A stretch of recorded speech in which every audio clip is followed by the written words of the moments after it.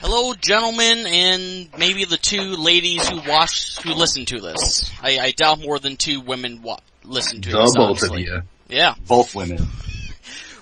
Welcome to the Juicy Details, episode 12. I am Juicy Pat Lucy. And I am that new knockout kid, JT Dunn. Oh, okay, I see what you did there. Big news. Chris Hero back on the indies. Yeah, I'm out of a job, brother. Do you think we're going to see the match happen? Hopefully. That's a jury match for some. For me, too. I actually dreamed about it last night. Oh, who won? That was a draw. Oh, okay, fair enough. Obviously, 60-minute time limit. Yeah, it was actually 75 minutes. Oh, okay, 75. Fans just wanted more, brother.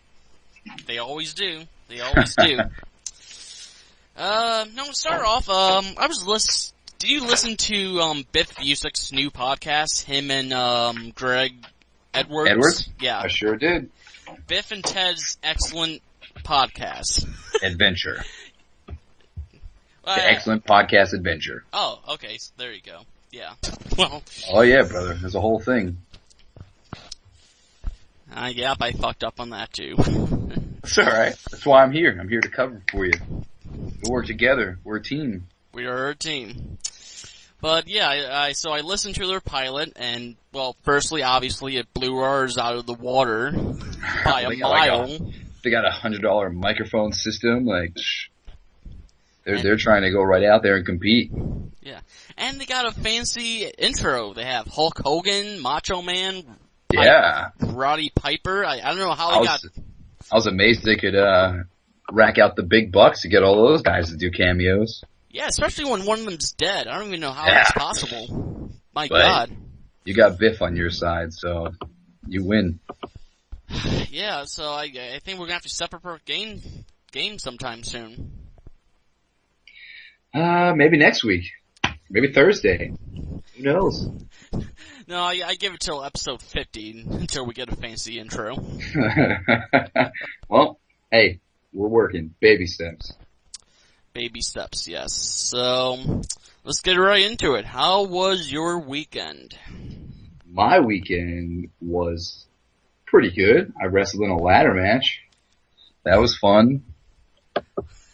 I'm hoping one of these podcasts he just says, this weekend sucked ass, man. I was just on my couch all weekend, eating potato chips, playing Xbox. I wish. Oh, fuck Xbox. Oh, okay, PlayStation 3, man.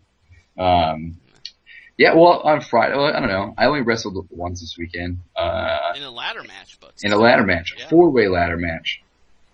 For my RWA championship that I lost. And I got pile driven on a ladder. Like the ladder was connected to another ladder and balanced against one of the ring ropes, and I got pile driven into it. Orange and just is awesome. Orange, not green. Release cost with a time release formula that works for 12 hours per dose, up to twice as. Yeesh. I mean, in retrospect, is it really safe for a guy who just had a concussion to compete in a ladder match? Oh, hell no. Hell no. Hell no. But I didn't have my thinking cap on that day, so I showed up. You just went up out there, knocked out people, climbed ladders, and boom. And boom. Boom. There it was.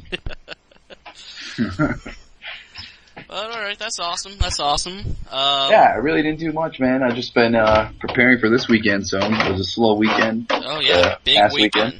Big weekend. Huge. Fucking huge. We can talk about that later, man. I'm excited for today. Oh. Last guest, David Starr, he has been well receptive on the internet with our podcast. Probably the most popular one we've had so far. Oh, no doubt. I mean, people, they don't just want to look at it; they want to listen to it. Yeah, and when you have a podcast that's mainly talking about dicks, well, that's going to sell. Now we know that all we have to do is talk about dicks. Just talk about them. Yep, just talk about dicks. And today we have another guy. He's a dick. Maybe he'll talk about it. Hey, okay. Wow. Right off the bat with you. He's not on yet, so I can say anything I want to. Alright, you're just gonna bury him before he buries you. I like that strategy. I like that strategy. Get my shots out first. Well, before that, we started this off last week. It's time for another Ask.fm answer question thingamajig. I don't know what to call it yet, but... Is that going to be the name of this segment? The Ash thing, favor thing, bobber thingamajig. Yeah, I'm gonna trademark that soon. Yeah. I'm down with it. Yeah, make t-shirts. I don't know. Anyways, so you know how it goes, I think. If you remember, I'm gonna give you your answer. Someone asked you this on Ask.fm, and you're gonna have to guess what the question was, because, as we both know, you get a lot of strange questions. And oh yeah, got some good ones lately. Yeah, I was surprised. I remembered last week's one. That was only because it was definitely like a weird one. Yeah. That one stood out. Well, I think this one is even weirder. Oh fuck. So, let me know when you're ready. Did a Buddha squat. Okay, I'm ready. Let's go. Squat. Okay. Your answer to this anonymous question was this guy. This guy. Oh, had to ask me a question about a woman then. Had this guy. Maybe he asked me about my ex. I think he asked me about my ex and like to send him naked pictures. Is that the one? That is the one. Dude, I'm fucking good at this game. I am good at this game. The question, for those who do not know, was... Wait. Oh, the guy's name was like, his email was like Tyrone or something, right? Yes. The question was, the question was, it read, hey yo, where are these pecs of Jen's big old titties? You should share them. Just you and me. Email my kayfabe box, TyroneM92@Yahoo. I'll send you some pics of women around the area. Yeah. Clearly that happened. Everyone who's listening to this, I feel like they should just email him, spam his Yahoo, and just I'm just gonna send him mad pictures of random Google dicks. Exactly. Like I'm just gonna Google dicks and just copy paste and send to him. You read my mind. That is anyone who's listening. That is Tyrone M92@Yahoo. Just send hundreds of dick pics. Yeah, he'll love it. Yeah, they don't have to be your own dick pics. They could be just any dick pics around the internet. Yeah, anybody's. If you got a friend's dick, just put that out there. It's up to you. Maybe David Starr's dick, like Shane Strickland's dick, whoever. Any dick is on the table. Yeah? Okay. Oh. That's a weird way to say that. Any dick's on the table. Do you put your dick on the table? I don't know. Have you ever? Have I? No, absolutely not. But I'm sure some people have. Yeah. Well, sometimes you just gotta try it. Gotta do new things. Spice it up a little bit. Good point. Dinner, just fucking wham, dick on the table. It's a conversation starter, I'll tell you. That breaks the ice. Yeah, there you go. You walk up to the bar and you sit down next to a pretty lady, whip it out, and be like, "What are you gonna do with this?" Call the police. That would probably be the response. Yeah, probably. So, speaking of dicks, I guess you mentioned he was one earlier, but he is our guest for episode 12 on the roast of JT Dunn month. The roast. Yep. Fuck. Are you ready? I guess so. Good enough for me. Let's get him on. Alright, JT, our guest for episode 12. You know him very well, as every other guest for this month. Please welcome Shane Swerve Strickland. Put in, y'all. Oh, God. Here we go. Here we go. Shane, how you doing? I'm doing swell. Yeah. Swell? So swell. You know, I don't think anybody's ever started with swell. No, yeah, I think that's the first. I'm gonna start using a bunch of adjectives that start with S. Oh, yeah. See how far I can go. Okay, I see what you're doing there. I think that's a good gimmick for you. Yeah. We're going to use them all on this podcast. Surely enough. This fucking guy. Oh man. So we just had David Starr on here the last time we recorded, and he buried you, brother. I'm just gonna throw him under the bus. He didn't say one bad thing about you, but I just wanted to hear you say something bad about him. Yeah, say something about him, Matt. Bad, anyways. Say something bad about David Starr. Let's see. He is terrible to women. What? Oh my god. He is awful. Oh shit. Oh boy. All right. I pretty much, right with that statement, I just pretty much burned his black book. Yeah, that thing just went up in flames. I just set fire to his black book called Facebook. Called Facebook. And we're going to post this link everywhere, and everybody's going to see it. He's not going to sell any more look at it shirts. Yeah, I might as well send them too. You just ruined his career. Congratulations.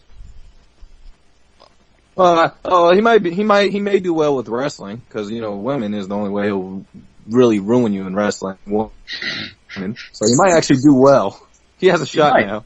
Yeah. I love it. I always heard it. Nobody's gonna bury me. You're gonna bury everybody else.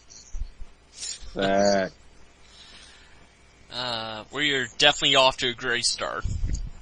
Let's keep going. Let's keep going. So, Shane, my first question to you is first question for just about every other Juicy Detail podcast. How big is your dick? That's his first question every single time. Wow, he read my mind. Bam. Bam. I'll put it out there. I'm measured, yeah, so what? What? Shit? Judge me if you want. Today. Hell, you got to. You got to. You got to. If you're a black man in America, I don't know what you're doing with your life if you're not measuring the size of your penis every day.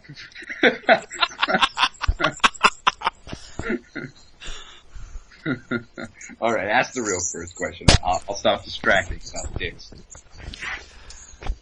Holy shit.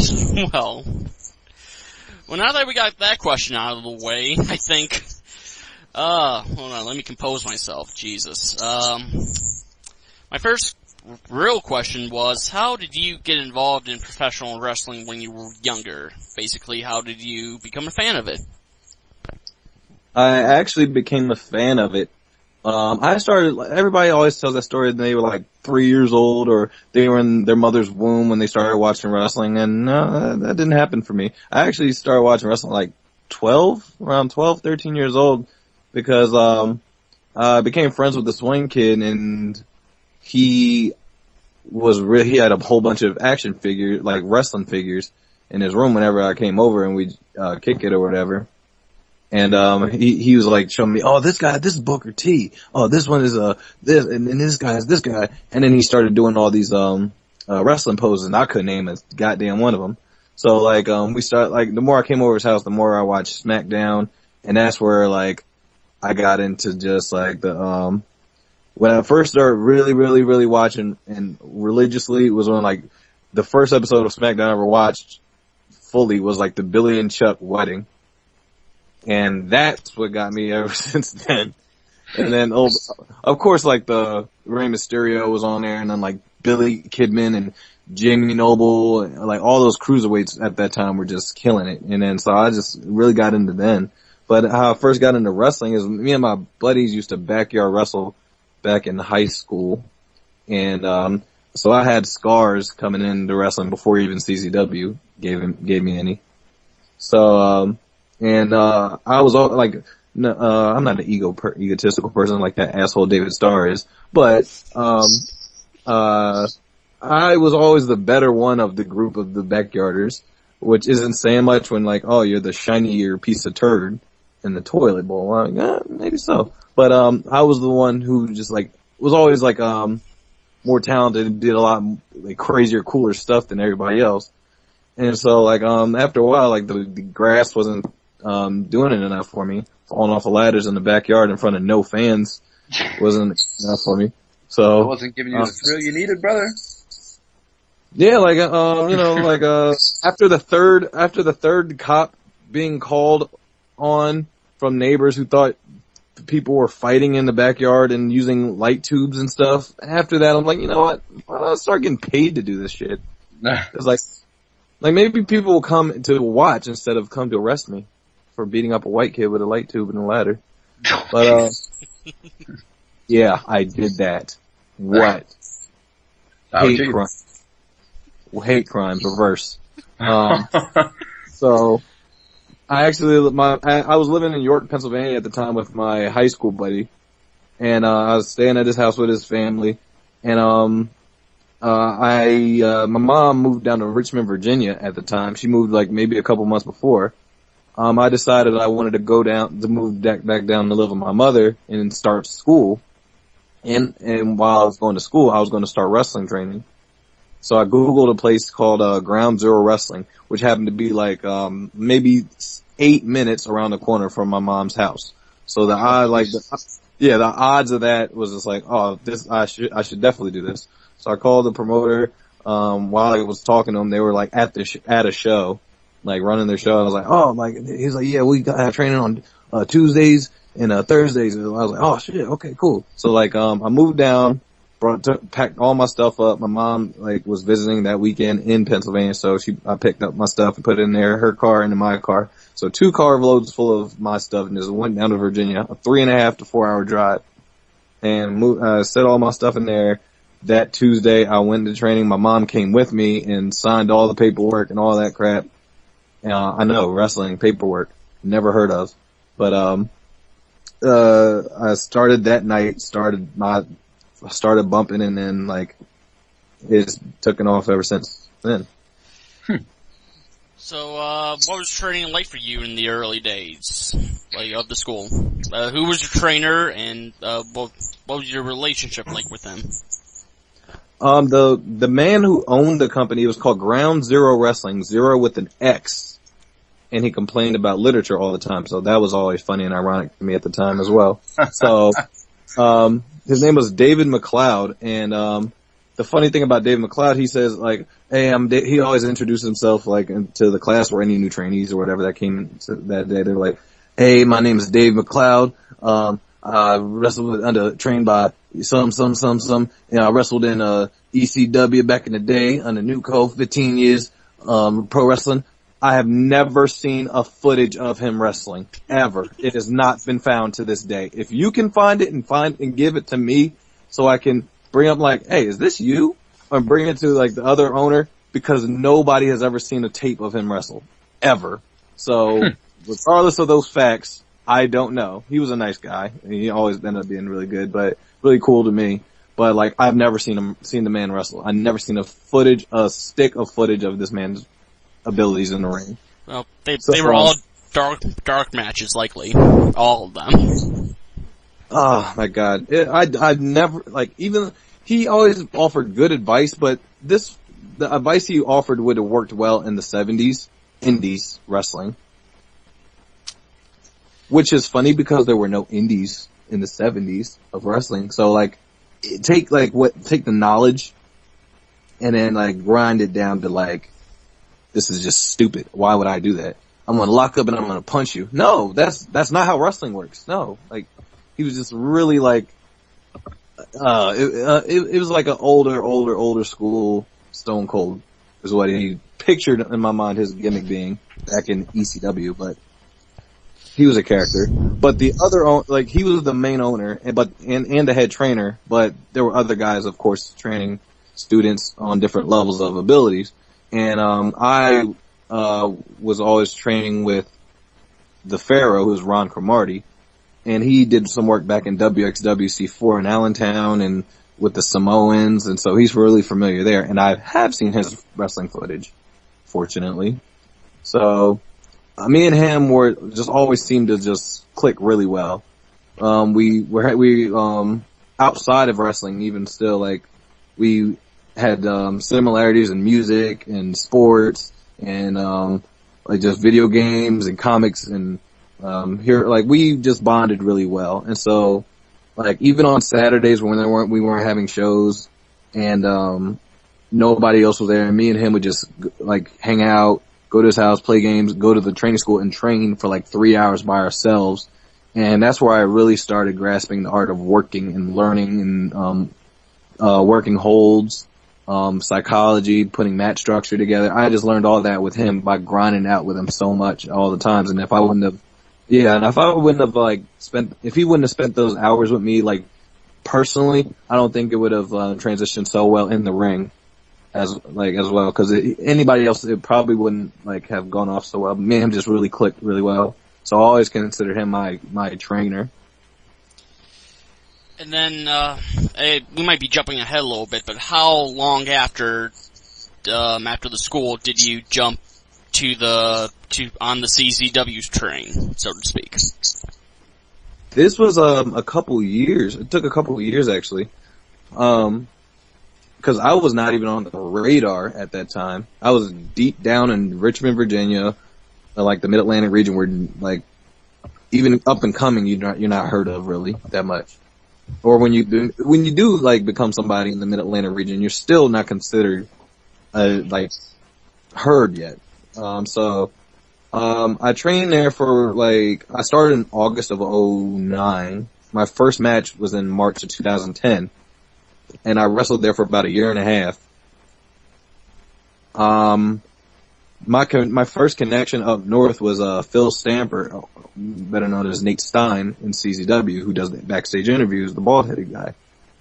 He came down and always helped out a little bit in Virginia, and, like, this company, and trained and helped out and did, like, commentary for us. And he was also doing CZW as well. And when I finally, after a year and a half, 2 years, I moved back up to Pennsylvania, because me and my mom and my family were all starting to move back up to Pennsylvania, so I moved back up with them. And I didn't have any connections. I just wanted to, like, start expanding more, because in Virginia it just wasn't enough for me. The talent was really, really slim and dying. So I moved up north, and my first connection was Phil Stamper. He got me to groundbreaking wrestling with Greg Excellence promotion. I went there, and I met Joe Gacy, I met Adam Cole, I met JT Roberts, there's a lot of talented guys. And I've never talked to Adam before, but after seeing his match with Gacy, I was like, oh, wow, this guy's so good. Like, wow, he's that young. We're the same age, and he's that good. Like, what the hell what potion is he drinking? This is ridiculous. So, like, out of nowhere, I just wrote him a long Facebook message, and I sent him a match I had with Alex Colon at Groundbreaking Wrestling on my debut. And it took him out, like, I sent him a message in 3 weeks. It took 3 weeks went by, and I was like, oh, this dude forgot about me. He just no-sold me. I ain't shit. So 3 weeks go by, and he responds with, hey man, how's it going, bro? I didn't mean to no-sell you like that, but I was just been so busy, and he just did his tour in Europe. So I'm like, oh, wow, okay. And then long list of pages and pages of, like, critiques and stuff. I'm like, wow, he really watched it and, like, paid attention and, like, really the details. So he just critiqued everything and invited me up to the CZW school. I went up to CZW school late in 2011. Yes, late in 2011, I went up to CZW school and met DJ, trained with Adam and the students, and DJ shit on me. I was the worst. I was no good, yada, yada, yada. But he's like, yeah, you have a lot of training, you have a lot of work to do, man. You're not very good. I mean, I think you're talented in some areas, but I think you have a lot of grooming and a lot of fine tuning you have to do. He's like, and I was like, yeah, I'm willing to do that. He's like, oh, first things first, what are you going to do to make me money? I was like, he's like, yeah, how are you going to make me money in this company?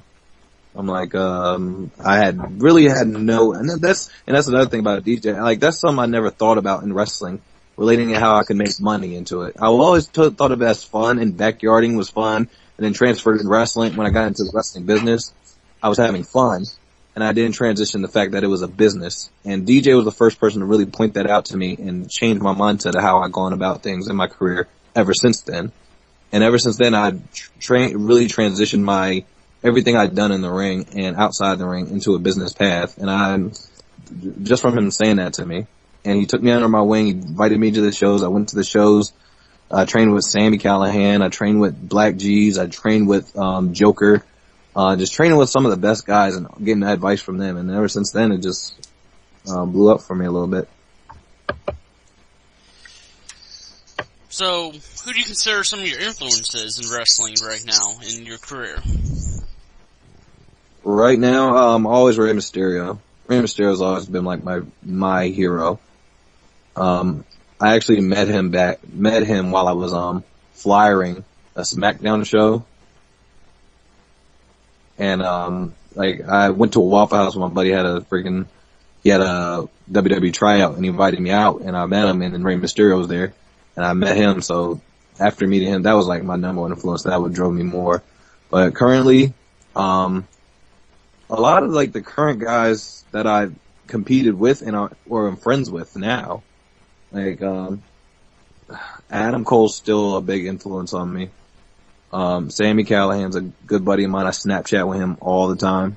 Hilarious dude, still same guy as he was. Like guys I'm friends with, like Ricochet, big buddies with him, and he's a big influence on me as well. Rich Swann, good friend of mine. If it wasn't for him, I probably wouldn't be in the spot I was now in CZW because of him and our feud. So he's a big influence on me, whether he believes it or not. Just like it's always, everybody always uses the major stars like, oh, Hulk Hogan is like my influence. I'm like, well, I can't relate to Hulk Hogan as much. He's fucking 3,000 pounds heavy and 75,000 feet high.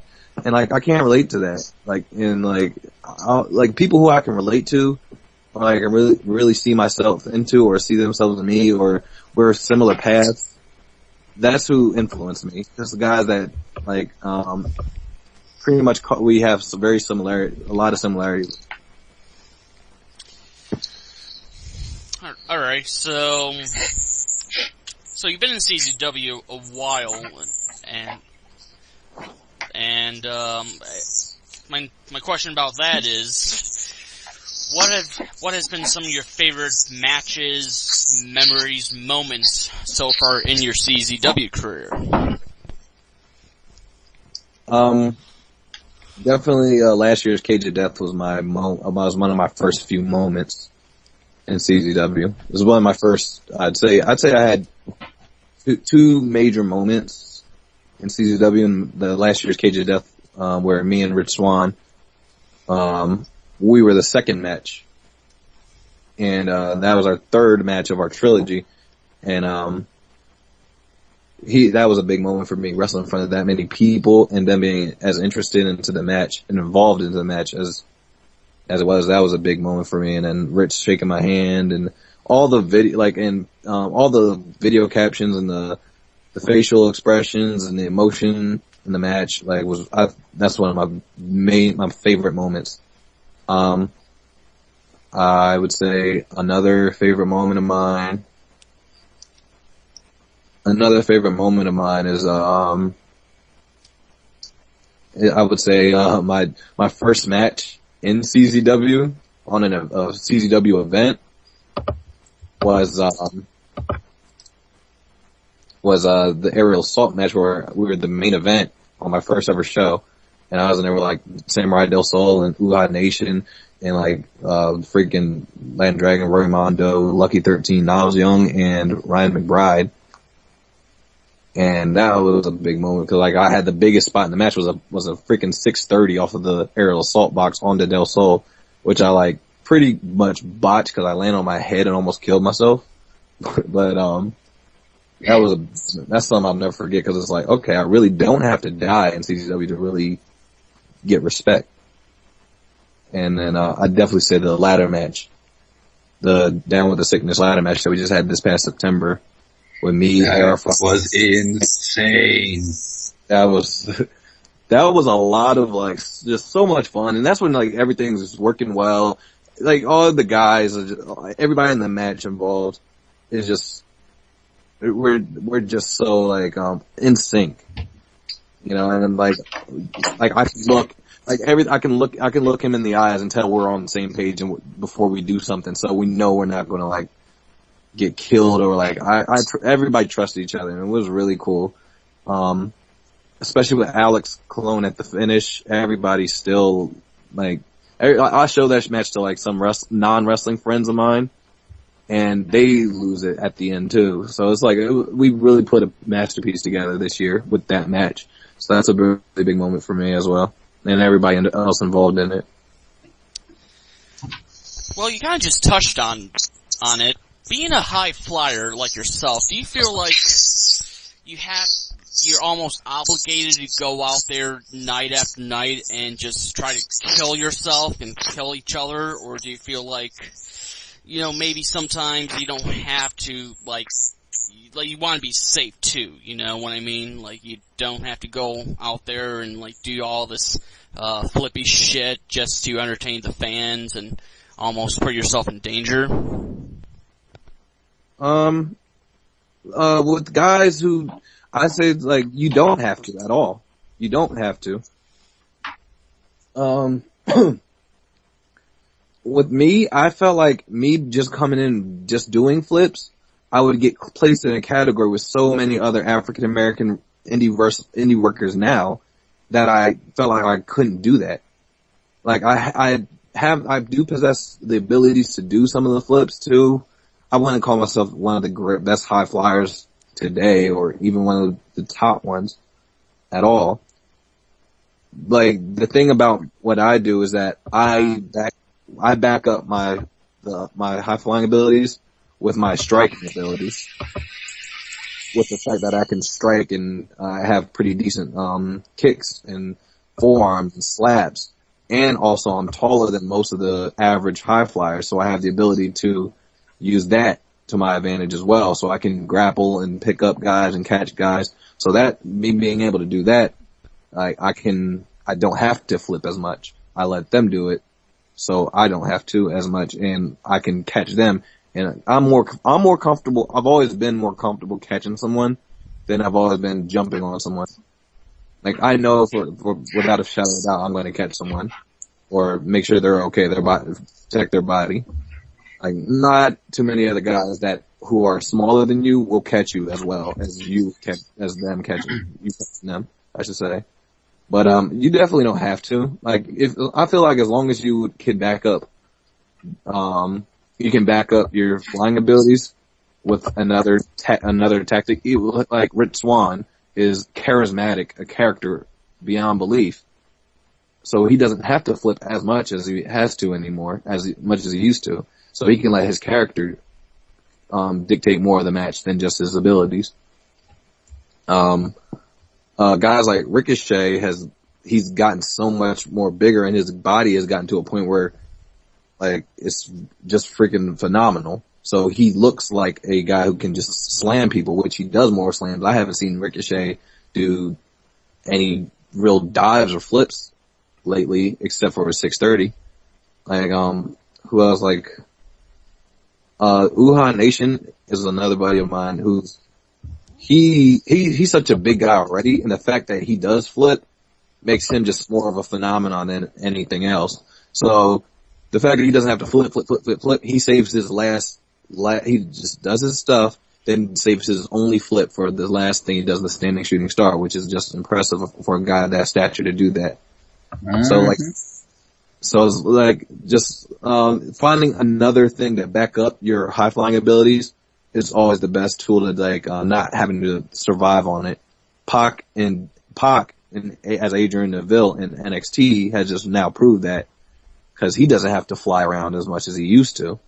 Like, he's over, he can strike, he can grab, he's smaller than most of the guys, but he doesn't have to, like, survive off his flying. Like, it's becoming a new generation where, like, guys don't have to just flip. They can use other dynamics of their wrestling abilities to not just survive off of it. Absolutely. I think you make some excellent points. So, well, since he's still here, I think, JT, yes? Oh, I'm still here, brother. Do you have any questions of your own that you would like to ask? Actually, I think, obviously, Swerve and I are friends, and we talk a lot outside of wrestling and shit like that, and we've known each other for a while. But he has now invented his own style of wrestling and has brought it into the independent scene.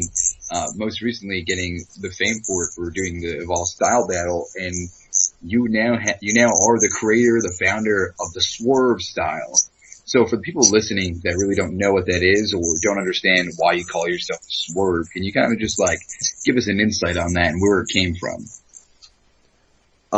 Where it came from, honestly, I thought the word Swerve was really fresh and cool because, on the track, Mercy with Kanye and Big Sean and all them, Big Sean says throughout the whole song, and Big Sean's and Kanye are like two of my favorite artists right now, like ever.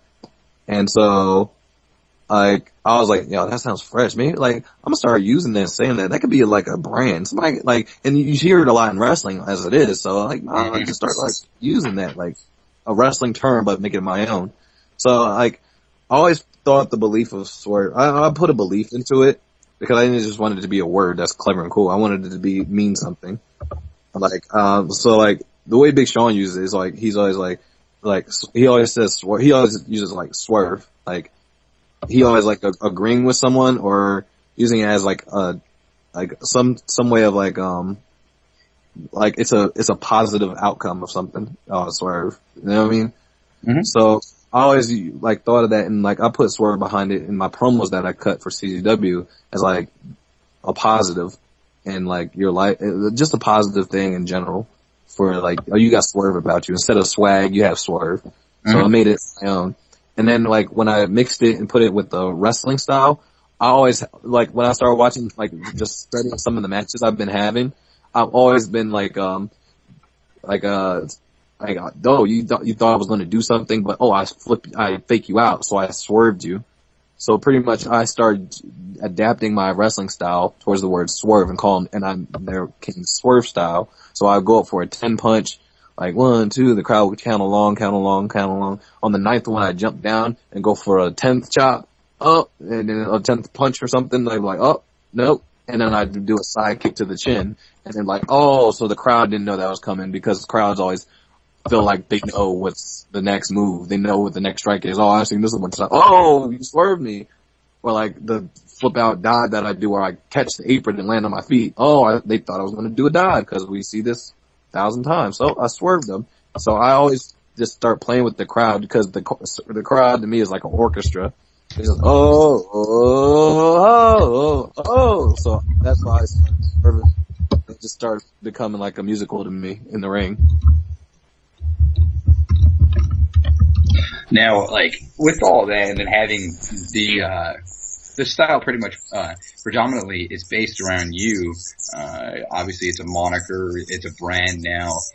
Very similar to like what I've done with the Juice, and I think we see wrestling the same way. I think that's why we get along so well. And we both want the most out of what we're doing. Do you feel like there's pressure on you a lot more now that has come to the forefront and like your style has been exposed?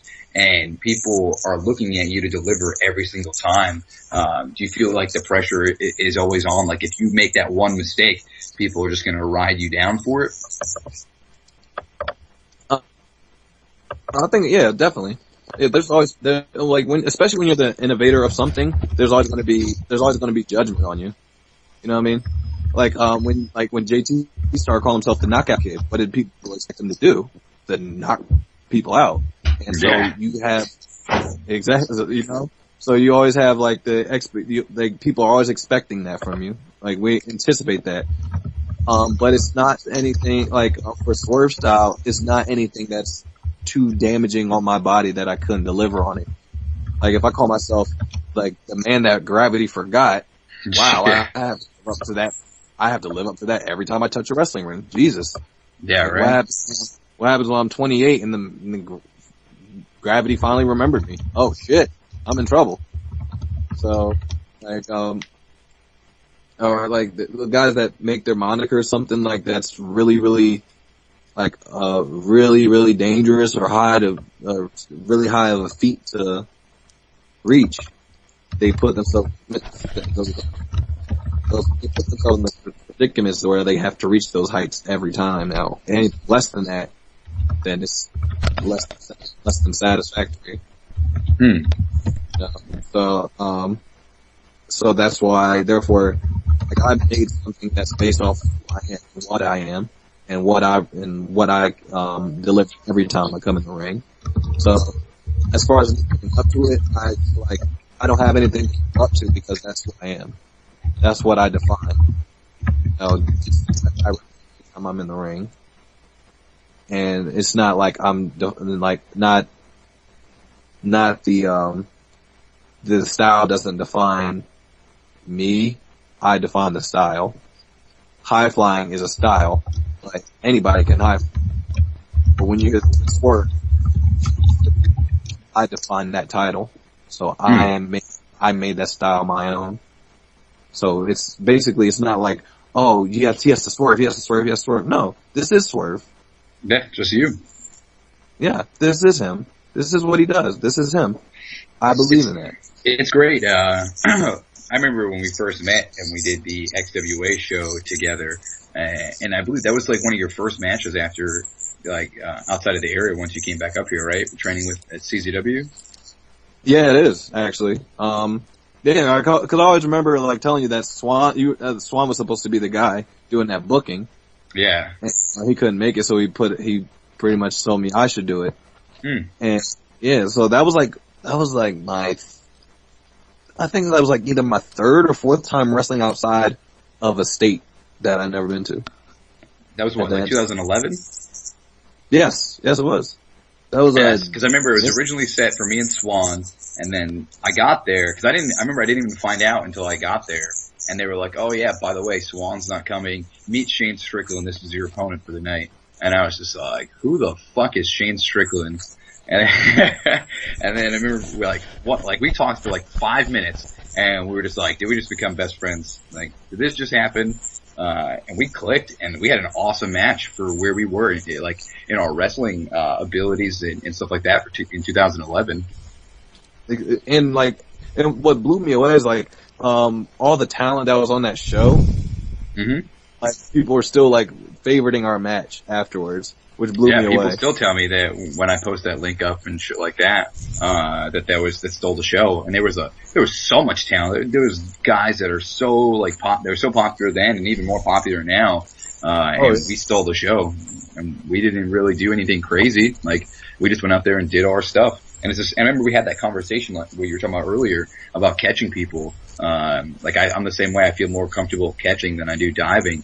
And I remember I caught you for the old Fosbury flop there. And I got a huge reaction.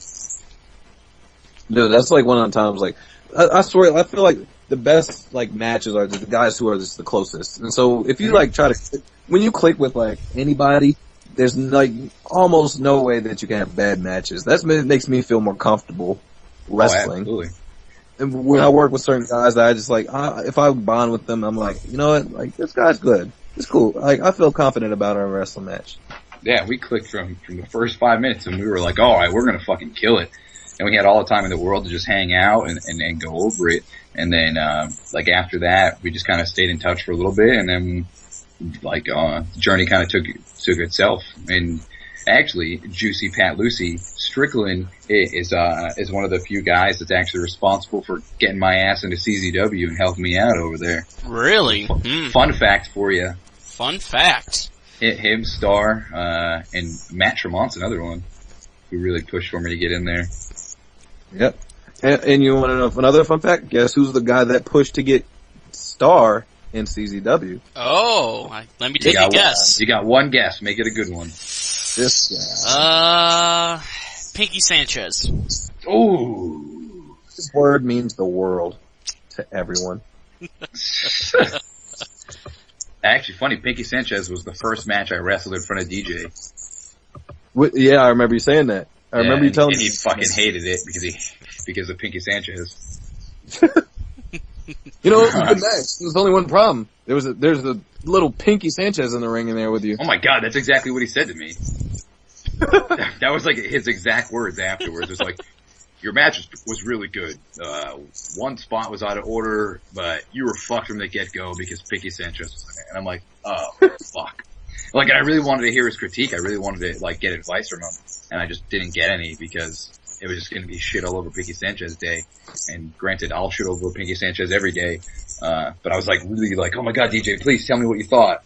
And I just wasn't getting anything. I was so disheartened after leaving the taping of the school that day. I was just like, he fucking hates me. I'm never going to wrestle at CZW. He's going to beat the shit out of me. I was so intimidated. This is a funny thing. Like, nice little fun fact also. Like the year before at Down with the Sickness, I opened the show with Swan, and that was like my coming out party a little bit. That was like my second match with him. A year later, the two guys that I referred to CZW and to DJ are opening the show to Down with the Sickness. So I was like, I feel proud about that. I got my guys and my buddies right there. And then now they look at them. They're going for the tag team titles at Cage of Death. Who saw that coming? I didn't. It's funny how paths cross. Mm-hmm. And it's great because, like, we're all doing this together, like that. Like, we're all friends and we're all kind of growing at the same point, and it's awesome. Like, it's better that nobody's like we're not going through it by ourselves. Like, we are all able to, like, call each other up if we get problems or some shit, and we're just like, oh, hey man, I ran into this situation, or hey man, I got a spot on a show, do you want it? And like, we're not greedy between me, you, and fucking and Starr. Like, we're always trying to help each other and help other people, and I think that's like something that really needs to transpire to a lot of others in wrestling, because we're only a spot in the card, man. We got to make sure we're surrounded by people that we personally know are going to deliver. And Starr and Strick are definitely guys that I go to bat for as much as possible. Oh yeah, definitely, man. We can't fail with the support system that we have. Mm-hmm. We can't. No, it's impossible. And that's how I always felt. Yeah.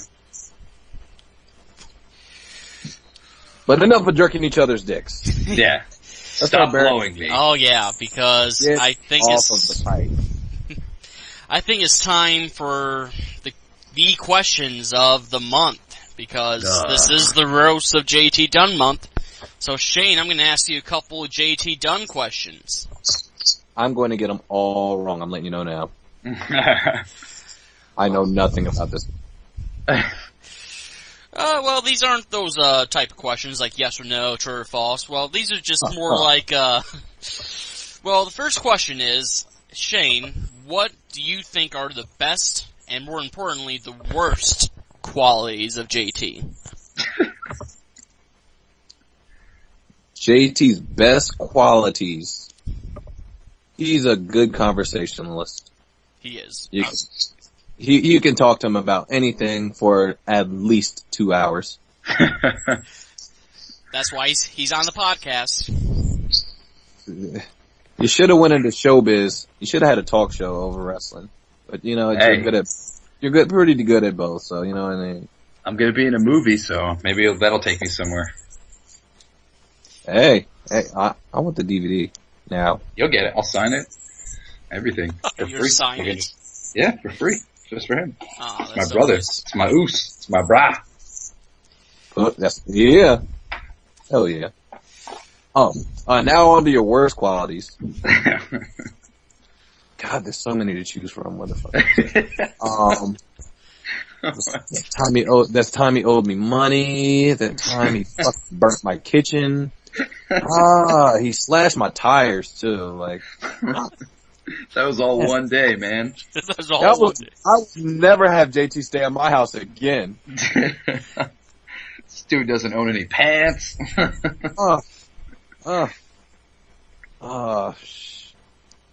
His worst qualities? I would say I think his worst quality is that he lives in New England. Oh. Yeah. That does suck. That's just bad. The fact it's cold, I've driven through New England, and gas prices are a cunt whore. They're worse now, brother. They're so bad now. That's why you heard me say I've driven through it. I didn't stop. That's what the fuck they were trying to do. And I stopped for McDonald's, $9 for a fucking meal. I said, eat my ass. I'm gonna starve through this state. Yeah. Well, it's only 40 minutes long, so you're good. This is true. You should. But honestly, like a lot more talent is starting to come out of New England now. So I pretty much having a newfound respect for that area, because at first, like a couple years ago, I was like, man, nobody's out there. Like I keep hearing JT Dunn, and like he's pretty much the king of New England. I was like, if he was like in Philly or New York or something, oh my god, you'd be like blowing up and everywhere. But that happened anyway, so that shows you some about JT.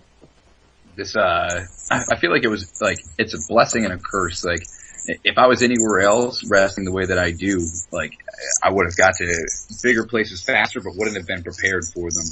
Being here in New England, like I feel like it really tested me mentally and physically, and now I'm at the point where I should be, and I'm kind of ready for anything. Same with you, like you had your journeys up and down, and it took you time to get to where you are. And I think that, like, in both of our cases, like, we're prepared. Like, if anybody was to call us right now, we'd be ready to deliver at a very high level. Very true. Very true. I don't think I would have been ready to wrestle, like, half the guys in the situations that I wrestled them in 2 years ago, prior to now. Like, now I feel like I'm constantly just stepping on almost anybody. Like now, but like in the same way with you, you had to test you knew what you were doing. I had all the faith in the world. Like I knew eventually, I'm like, you know what, he's gonna get his shots, and I didn't doubt you at all. I appreciate that, man, and likewise, we stuck together, brother, ever since that first day. We've always done everything we could to make each other fucking stay as positive as possible. And now I see you more often, so that's definitely a plus. That's a good time. Yes. There's only one negative about that day, that show. I wanted to super kick Bret Hart in the face. Yeah. Dude, I say that to everybody, and they never understand why. And I'm just like, you just had to have been there. Like, if you were there, you would understand why we no longer have an appreciation for him. Oh, okay. I think we're going to get into a story here. Swerve, you tell it. Well, this was like late in the show. Actually, this was like when was the show? This was had to be like 2011. This was January, because I remember it's cold as shit. Yeah. January or something like that in that area. So Bret Hart and Mick Foley were on the show, and they were supposed to be doing like a autograph signing / Q&A, and it was like freaking $50 for just the picture, and like to be in the question answering little sit down thing. It was in a quiet room and stuff. It was like another $75, so he's blowing like $150, $125 just to meet and talk to these guys, for them to like just still to kayfabe you. So I'm like, okay, that was bullshit. So like that would happen. That happened on before I believe it was before the show started. Later on in about intermission, Bret Hart was supposed to go out there, cut like a little promo to the fans before intermission, and went to intermission. He decides, you know what? I'm hungry. Goes like down the street to this burger joint and is like, I'm gonna go get a dog place. He went to the hot dogs. Yeah. So he goes get a hot dog, and it's pretty much like no shows this intermission little mingle with the fans. So everybody's like, what? And like I remember like Antonucci's flipping out like, what the fuck? Where the fuck is Bret Hart? What the he's getting a hot dog? What the fuck is it? And it's just like, what the, he's got it. Like, we couldn't wait after the goddamn intermission to get a goddamn hot dog. He's like, well, he's Bret Hart, man. It's like, fuck Bret Hart. So it's like right before they're about to go to the main event, like Bret Hart's like, okay, I think I'll cut that promo now. I'm like, fuck you, Bret Hart. Fuck you and your fucking shoes. Fuck you. And then like so me and JT are like hanging out, like talking amongst each other right at Gorilla, right behind the curtain. And then Bret Hart just walks up and like is talking to Antonucci about, what do you want me to say? I have hot dog, I have gas. So like, and he's just standing right there. I'm like, I should super kick you in the face right now. We debated it. We debated for like a minute and a half if we could just pancake his face with double super kicks, and if we can get away with it. He was in legs reach, and I was like, right there. We should have planted him and just like, I'm hurt, my jaw. And then he just walks out, cuts his promo half jaw because we just double super kicked him in the right side of his face because it's, and then. Remember the promo where he cut it with his back to the hard cam? Yes. So they have no footage of it. And then he said, it's great to be back here in Boston. And they were like, we're in fucking Providence, brother. Everybody was so mad. And me and Swerve were just laughing. I'm like, did this nigga just say Boston? Oh shit. Okay, here we go.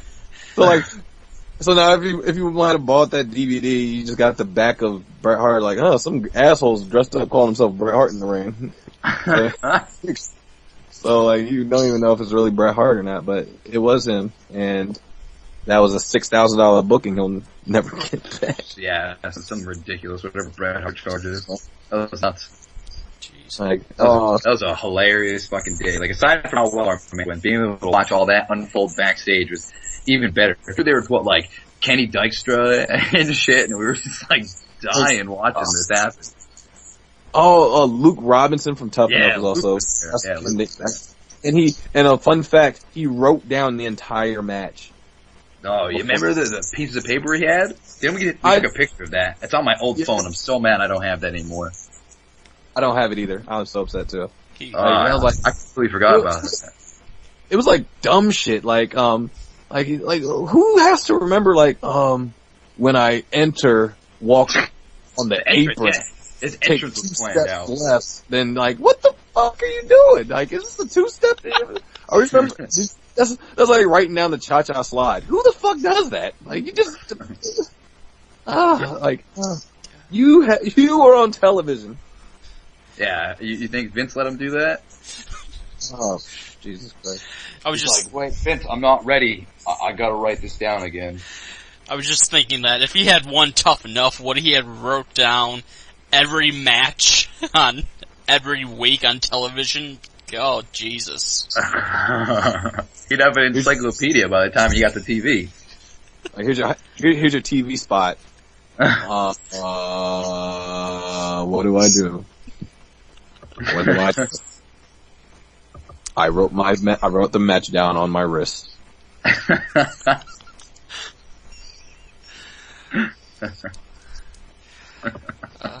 Oh my God.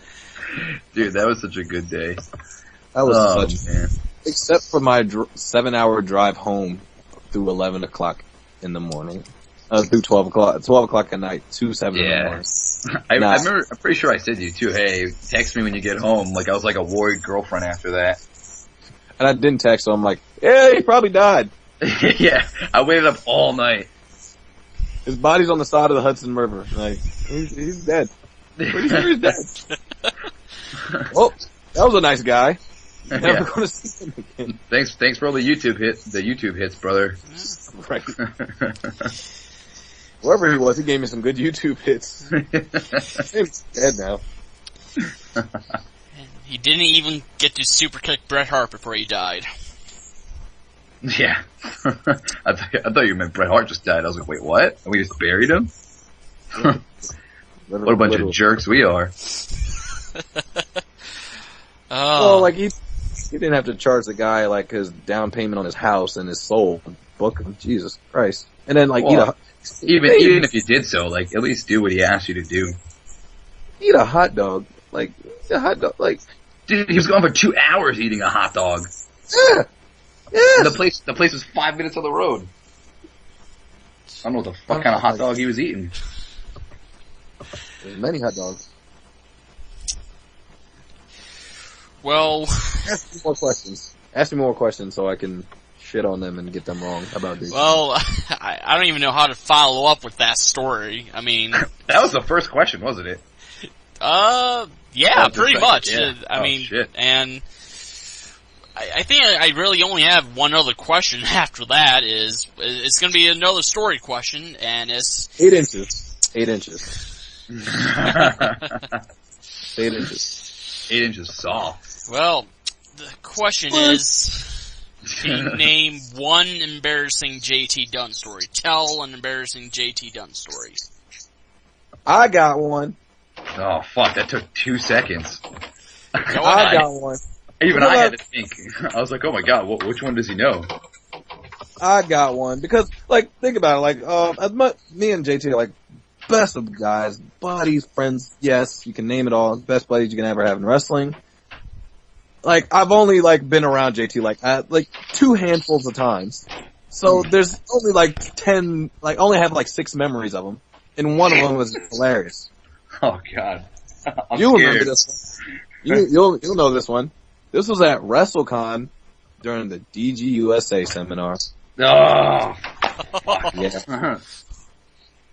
So there was at this past year's WrestleCon when WrestleMania came to New York, New Jersey.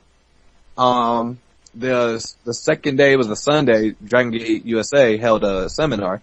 I felt like a big shot because I was one of the Dragon Gate USA roster guys sitting in the crowd, like with the other guys, like watching. I'm like, look at this guy, he's the shits. He'll never go like, he's the shits. There was like, but JT, I was like, okay. I was like literally going to like John Davis, going to like DJ. I was going to Gabe, supposed to like, hey guys, hey, this is JT.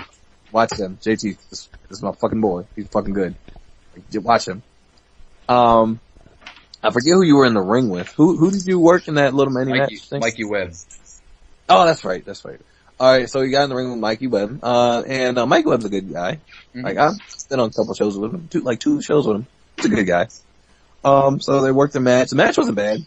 JT hit his shit like really clean, hit his shit really hard. I was like, hey DJ, he's like shining above everybody else here. Like, and he has a personality. He's like, yeah, I heard about him. I'm still, I heard about him. He's like, I'm still on the fence. I'm like, fuck your fence. You get him. Like, so, all of a sudden, I noticed JT starts bleeding in the ring. I'm like, what's going on? Like, what happened? Turns out JT busts his lip and there's a hole the size of a quarter on like his bottom lip, and he could stick his tongue through it. And so now he's bleeding everywhere, and SEMA is like watching this match go on, along with like Ricochet and like fucking Swan and like Gargano and all these fucking guys. Gargano, your hero, by the way. Yeah. And he's watching this guy just, my mouth, my tongue, I'm bleeding. And so he rolls out of the ring, and then like, I was like, dude, oh my god, what's wrong? Well, he's like, yeah, I bust my lip. And you were talking to me like nothing happened. You're just like, oh, I bust my lip. I didn't know how bad it was. Like, I was like, dude, I can see your gums. I can see them. Like, and Christina Von Neary ended up coming out and like, do you need help? I can help you. So she takes him to the bathroom and like freaking takes super glue and super glues his mouth shut because his like tongue is flopping around everywhere. Like fucking Two-Face from Dark Knight. Oh man, I was so pissed because like I had that spot. I was gonna get the spot on the show, but if my mouth didn't get busted open, and what got busted open from was a cross body. Mikey hit the cross body off the top rope, and he landed right on my head, and my teeth went through my bottom lip and just ripped a gash in it. But it went numb, so I didn't know how bad it was. And then when I got out of the ring, Strick was right there, and he was just like, yeah, you're fucked up. And then Scott Reed was with you, and he looked at me and threw up. Yeah. And I was like, oh man, it must be bad. And then Christina stitched me up with the super glue and all that stuff. And then I came back out, and they were just like, take it easy. And I was like, oh fuck. And then it ended up being Mikey Webb got my spot, and then he worked on Moss's. Which granted, they had a pretty good match, so like I can't be mad at it. They're both my friends. But at the same time, like, it should have been me. It was gonna be me, so I'm a little disgruntled about that still. Especially because Shingo loved me, throughout the whole seminar. He was just like, like, you're doing great. And at the end, I remember, Strick told me, he's like, yo, just make sure you go up and talk to them and like, get advice from them. And then I pulled Shingo aside and asked him with Tozawa, and I was just like, oh, you guys saw what I did. Like, is there anything I could work on? And Shingo was just like, with his broken English, he's like, you're great. Continue to do that. And I was just like, fucking A. So I didn't get to compete, but it made me feel real. I went home with a boner. Hey. Like, you know what? Like, I've been on shows with Shingo and fucking Sema. They still haven't watched me wrestle. So, like, the fact that they, like, in seminars, like, hey, like, this one up, hey, like, they at least see you and saw you and know of you now, more than, like, just like, oh, he's shits. So bad. Terrible. Oh. If they would have said that on top of me getting hurt, I would have just cried. I would have just cried. Is there anything I can do? Like, anything I can work on? You go home, sword, stomach, kill yourself. Now, die. Horrible. I wasn't even really in the best of shape. Like, granted, they didn't get to see me in full gear. Actually, yeah, I did, because we had to wrestle on our gear. But I wasn't in the best shape that, like, I wasn't in the shape that I'm in now. I was still kind of a little out of shape. So, like, if they were to see me now, I feel like it would be a whole different game. And now I wear a mouth guard, so I'll get my lip busted open more. Because it was like, that happened, and then I think since then, 11 more times my mouth has been busted open and to some degree, and the last one was with Starr, and I was like, no, fuck this, I'm going to buy a mouth guard, like, no more fucking bleeding for me. I'm just sick of it. No more bleeding. I like my teeth, brother. Little David Starr is a stiff motherfucker. I've always said that. Like, even pounding around the house, he's stiff as shit. Like, hey bro, fuck, what the hell was that? Like, oh no, bro, chill. Like, no, that hurt. That was a high five, bro. Like, that's why I'm glad to have him on my team. Having him on my team means that I'm gonna get fucking punched in the face. Like, he's a wild man. Like, hey, could you pass the salt? Yeah, sure. Fuck, that was my eye. Like, he's the stiffest man of all time. Like, in life. In life. Like, oh my god. Like, David Starr, the stiffest man in life. Yeah. Life heal. That should be his book title. David Starr, Stiffing Life. That should be his Twitter handle, Stiffing Life. Follow me at Stiffing Life. We'll stiff you in sleep. Yeah. Terrific. Well, Shane, it's been a pleasure to have you on. Thank you for telling plenty of great stories, especially the one involving Bret Hart and hot dogs. I don't think I'll ever forget about that one. Yo, Swerve, you remember when I was telling you I was gonna bring the Shawn and Bret Blu-ray thing, but I was gonna rip Bret's face off and just walk up and have him sign the Shawn side? Yes. I really wish I would have done that. Like, hey, could you sign this DVD? So, like, the music from Insidious would have came on, and they're like, yeah, oh, right. I hope you get another chance one day. Hopefully. I will Goldberg super kick him. Oh my god. Oh man. Yo, Goldberg super kicked him so hard that 3 years later he had a stroke. Fuck. He's like, in 3 years you will feel this. Yeah. He knew what he was doing. He's a Jew. He's a Jew. They have Jew magic. Jew. How would they? That's what Starr has. Jew magic. Oh, yep. Jew magic, huh? I will not even begin. I will not be. Oh. Matter of fact, while I'm here, I'm gonna tell a David Starr story. Okay, yes. You know what? Go ahead. I love more stories. Okay, he follows this stereotype to the T of being a petty, pesky Jew. This man, we came back from Canada. It was me, Latin Dragon, and Starr himself. We had our Canadian currency, right? We were trying to do the currency exchange, which we did at a bank in America, which we should have done in the border, but it was like 4 a.m. at the time. Anyway, moving on to this story. We get to the bank, we go to Wells Fargo, I believe, because they have good exchange rate percentage and all that shit. I don't know, but you know who knew? David Starr did, and his Jew magic. He knew the exchange rate. He knew the percentages. He knew the exact cent going to get back before we even got into the building. He said, "Oh, you know, with the 15% increase in the rate, and then the stock exchange, counting the economy with that, we should get about, you know, $80-something and 12 cents." I'm like, "What? How the fuck did you figure that out?" He's like, "Oh, it's just basic math." No, it's not. So we get in there.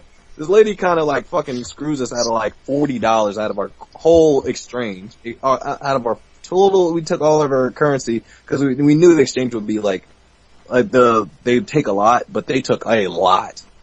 So he ends up just getting into like this debate with the lady's computer about percentages. She's like, "Well, I don't know what to tell you." He's like, "No, because the exchange rate with the Americans, they're like this is how much you get." Like, and he went Jew ham on her, and it was just, I'm like, Max, I think you're arguing with the computer. The math is right, you know. Like, she put it in the computer, and I don't like the situation just as much as you do, but I think this is right. He's like, no, we're gonna get this right. But he argued with her to the depths of hell to get that damn thing. Oh my god. I have more stuff about David Starr, but that'll take like 3 more hours on Skype. Yeah, and I just we could do a whole other process. There's a whole other podcast for that process is fucking burying David Starr and telling funny stories about him. The roast of David Starr month now. Oh, just let it be me. I'll be the roast master, and everybody's like, "Well, what about these?" They're like, "No, shut up! I have another story." It'll just be me telling stories. Well, I think we're about to round this out. So Swerve, any plugs you want to get in there, man? Anything you want to put over? Social media, upcoming bookings, anything like that? Definitely. This weekend is the Dragon Gate USA show that I will be in. I will be competing against AR Fox, Fire Ant, and Andrew Everett in a 4-way for the Evolve title. God damn. At Fearless. And also Jimmy Susumu will be taking on Johnny Gargano. Genki Horiguchi will be on the show against like Anthony Nese. No, that'll be. He is taking on Rich Swann, actually, for the Brave Gate title, which would be interesting. There's a lot on that show, on that entire weekend. I'm only going to be able to do that Saturday show, though I won't be on the Sunday one. But the Saturday show is going to be phenomenal. Then Chris Hero returns to face Gargano in the night too, so that's going to be a good one as well. Oh, and big up to Biff Busick on that show, on the Saturday show. He will be taking on Ricochet, so that's going to be phenomenal. Can't wait to see that. Crazy. That's going to be so good. And then the next night he has to go against Eddie Edwards in an Iron Man match, so he has a great weekend ahead of him.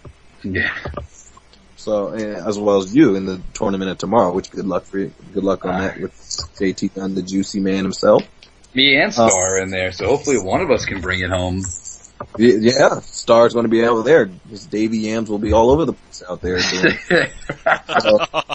Beating up women. Like I said, he's not good to women. So women, watch out. Watch out. He will hurt you because he's stiff to me in life. So imagine what he can do in a ring with a woman. Disappoints. That's what it does. Anyway, for what else is going on? I will be seeing you next weekend, is it? Next weekend? What's next weekend? The 22nd XWA. No, I'm not there. You're not at that one? No, I'm at Top Rope. Oh, you son of a whore. Maybe like an hour away from where you're going to be. Oh, you son of a whore. I was looking forward to... I was talking to Star about that last week and earlier today too, and that sucks. I didn't know you guys were on it.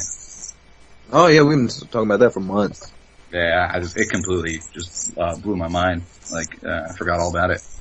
God damn it. Well, anyway, in December, actually, I debut at FWE, Family Wrestling Entertainment, in New York. I'm in another four-way. God, I'm the king of four-ways. Which George Santee, Alex Reynolds, and Trent Beretta. This guy. Man. So that's going to be a good debut there. Their champion in the company is John Morrison. And Ted DiBiase Jr. is on the show, and some other guys called Colt Cabana and like some other names, I don't know. So that's going to be a good show. And then the week after that, we have good old Cage of Death. What do you got your stuff for Cage of Death already out there? I'm like, I have a promo. It should be coming up soon it'll be all over my Facebook page. So my Facebook page will be Shane Swerve Strickland. If you haven't friended me already, I friend everybody. Just don't send me porn. Don't send me your buttholes. Don't send me your dicks. But I'm like a pretty nice guy to get along with. Just add me, see my stuff. I'll send it. And fucking trade pictures. Just not buttholes. Yeah, like, no buttholes. No, we're sending all butthole and dick pics to Tyrone. Is it? Yeah, that guy. That guy. Send me that inappropriate question. Whoever that may be. You have to listen to the beginning of this podcast before you came on to get that story. Damn. Buttholes. Love them. And then, so... What's your Twitter, brother? Oh, you can also follow me on Twitter at Strickland Shane. Not Shane Strickland, at Strickland Shane. Why backwards? If there's another Shane Strickland out there that I'm not aware of, I'm going to find him, and I'm going to super kick him till he throws up. Twitter handling stealing motherfuckers, man. I know. And you know what? Colt Cabana, I believe he's still behind all of them. Oh, my God. Yes, he's behind all of them. We both know it, JT. Is Colt Cabana just going around like, hey, you know who hasn't took this name yet? I'm taking it. Boom. And shit. Now you gotta be like, you can't be JT Juicy Dunn anymore. You gotta be JT Dunn Juicy 1_3 star 2. Cause / Strickland Shane. That's all me. Nobody's gonna remember underscores and backslashes. That's just awful. Nope. Good you got a YouTube channel or anything like that? I do, but it's really under construction. I got like 2 videos, I think. Then just go on motherfucking YouTube and search Shane Strickland. You won't be disappointed. That's cool. There you go. There's literally tons of footage I didn't even know was out there. There's matches I'm like, somebody recorded this? So definitely Google Shane Strickland, YouTube Shane Strickland, Twitter Shane Strickland, Facebook Shane Strickland. The only thing I'm not on is Instagram. You're missing out. I keep hearing that. Starr himself keeps stiffing me on his cell phone to tell me, hey, get on Instagram. I don't take a lot of pictures. Fuck that. Look at other people's pictures. That sounds kind of creepy. But anyway, maybe eventually I'll get on Instagram. Somebody out there motivate me to get on Instagram or give me something these are the reasons why, the top 3 reasons why you should get on Instagram. 1, you're black. 2, I'm gonna box them to you as soon as we're done here. Every day I'm gonna give you a reason. Yeah, and 3, no buttholes. I'm like, okay, sold.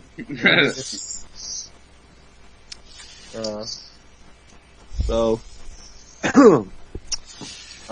yeah, I got a lot of things going on, and going into 2014 is going to be another big year in wrestling and for Shane Strickland and the Juicy one.